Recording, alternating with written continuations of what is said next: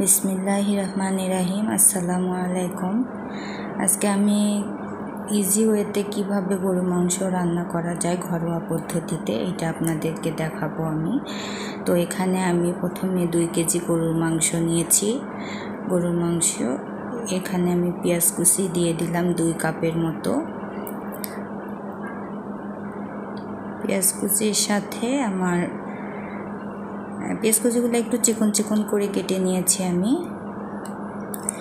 তারপর এর ভিতরে আমি আদা রসুন বাটা 2 চামচ আদা 2 চামচ রসুন বাটা হবে আমার একসাথে বাটা আছে এখানে 4 চামচ দিয়ে দিলাম, যেহেতু আমার 2 কেজি মাংস আছে এখানে। তারপরে এই যে এখানে 4টা বড় এলাচি দিয়ে দিলাম, সাদা এলাচি দিয়ে দিলাম 6-7টা হবে, তেজপাতা দিয়ে দিলাম 3টা, দারুচিনি দিয়ে দিলাম 3-4 টুকরা, দিয়ে 2 চামচের মতো আমি এখানে শুকনো মরিচের গুঁড়া দিব, একটু উঁচু উঁচু করে দিলাম চামচের আমি।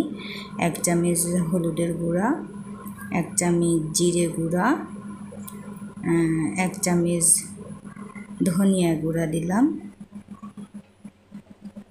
দিয়ে এখানে পরিমাণ মতো আমি তেল দিয়ে দিব, যেহেতু এটা আমি মেখে রান্না করব এই জন্য তেলটা আমি এখনই দিয়ে দেব। এখানে আরেকটা জিনিস দিতে আমি ভুলে গিয়েছিলাম, সেটা হচ্ছে লবণ।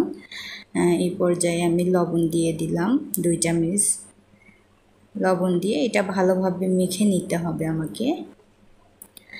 এমনভাবে মাখতে হবে, একটু আমি চেপে চেপে মাখছি যেন ভিতরে মশলাটা কিছুটা ঢুকে যেতে পারে, কারণ এটা আমি ম্যারিনেট করে রেখে দিব না, মেখে আমি সাথে সাথেই উঠে দিব। ম্যারিনেট করে রাখলে মশলাটা আরও একটু ভালোভাবে ভিতরে ঢুকে যায়, কিন্তু এটা আমি মেখে সাথে সাথে উঠে দিব, এই জন্য ভালোভাবে চেপে চেপে একটু মেখে নিচ্ছি আমি। তো এই পর্যায়ে আমার মাখা হয়ে গেলে এটাতে আমি কিছু পানি দিয়ে দিব, প্রায় 1 কাপের মতো পানি দিয়ে দিব এখানে আমি।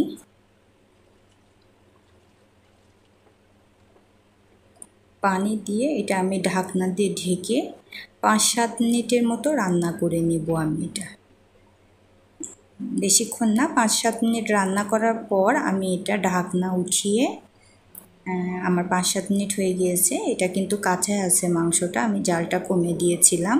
5-7 মিনিট পর এটা একটু নেড়ে দিব, পানি অনেকটাই বেরিয়েছে, এত পানি থাকবে না, পরে আমি পানিটা কষানোর সময় এটা পানিটা কমে যাবে।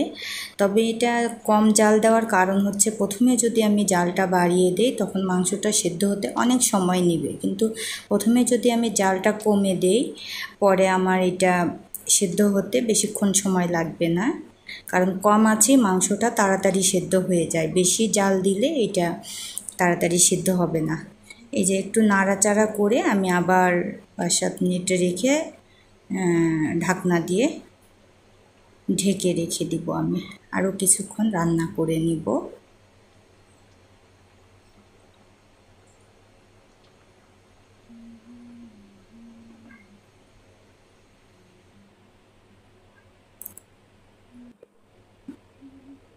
এটা আমি 10-12 মিনিট পরে আমি ফিরে আসলাম আবার মাংসটা নিয়ে, পানিটা একটু কমেছে। এই পর্যায়ে আমি কিছু আলু দিয়ে দিব এটার ভিতরে, যেহেতু আমি খুবই ইজি ওয়েতে রান্নাটা করছি এই জন্য আলুটা আমি একটু দিয়ে দিব, বেশি মশলা ইউজ না করে আমি রান্নাটা করছি।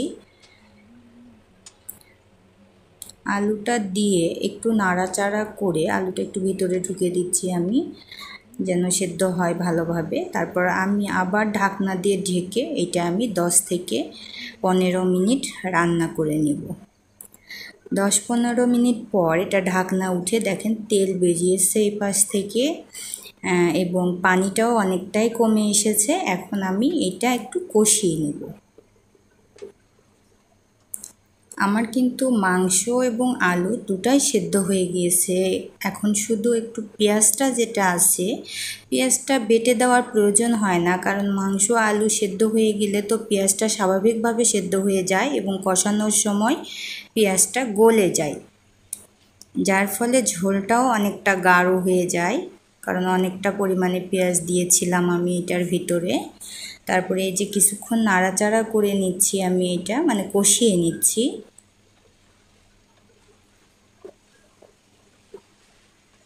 দেখেন তেল সাইড থেকে তেল বের হয়ে যাচ্ছে, এটাতে কিন্তু এখন আর কোনো পানি নাই, শুধু তেল আছে। এই তেলের উপরেই আমি মাংসটা কষিয়ে নিচ্ছি।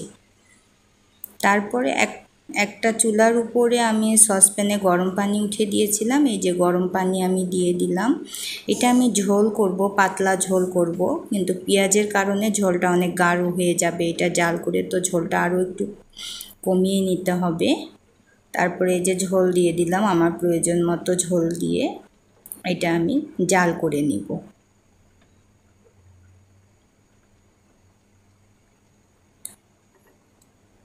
কিছুক্ষণ পর এটা আমার যখন ঝোলটা আর একটু গাঢ় হয়ে আসবে, তখন এটা আমি নামিয়ে আপনাদেরকে পরিবেশন করে দেখাচ্ছি।